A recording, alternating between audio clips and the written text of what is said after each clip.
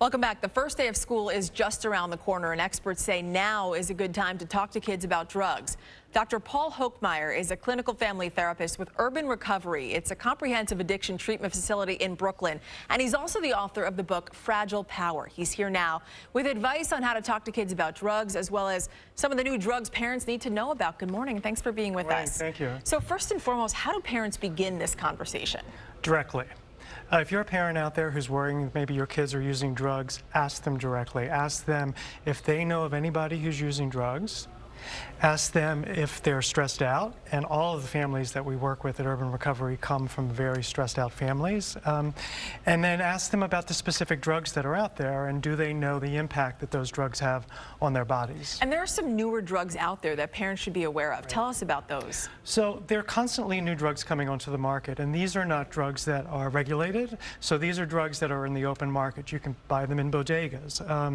One of the most dangerous is something called spice. Dragonfly. It goes by a number of different names, and it's a chemical composition that's constantly changing, and it has the impact of LSD, ecstasy. That's one of the most dangerous ones that parents need to be aware of. Vaping has been in the news quite a bit lately. Sure. What should parents be aware of when it comes to that?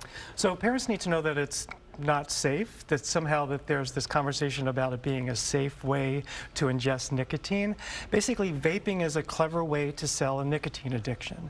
And so explain that to your kids and talk to them about the expense that they're incurring by vaping, and that the impact that it has on their bodies, and that the impact that it has on the things that they really love in the world. What are some warning signs or things that parents should look out for, let's say, if their child is experimenting with drugs? So basically, you want to know who your kids are hanging out with, because if your kids' friends are using drugs, what we find at Urban Recovery is that the kids are using drugs as well. And now not only do we need to worry about who they're hanging out with on the streets, but we also need to know about who they're hanging out online.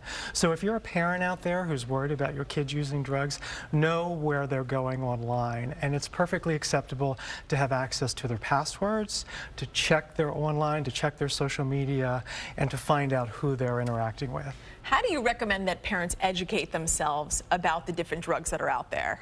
So first of all, be aware.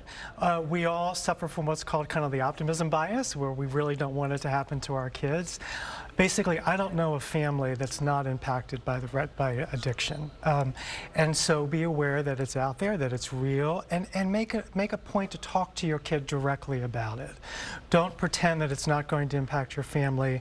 Make a point to educate them, because if it's not your kid who's using, perhaps it's someone who your kid can help. So make sure you're telling your kid about what they can do to avoid drug addiction. And if they happen to go down the wrong path, don't punish them for their truth.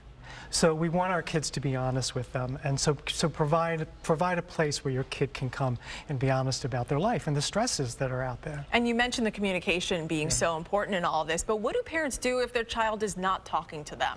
Well, that would be a teenager, right? So basically what you want to do is sort of open up a conversation, find a teachable moment. There are some celebrities out there who have modeled terrific behavior around addiction, about relapse, about getting their life back on track. So have a conversation around that. Don't go, if the direct route isn't working with a teenager, it probably isn't going to.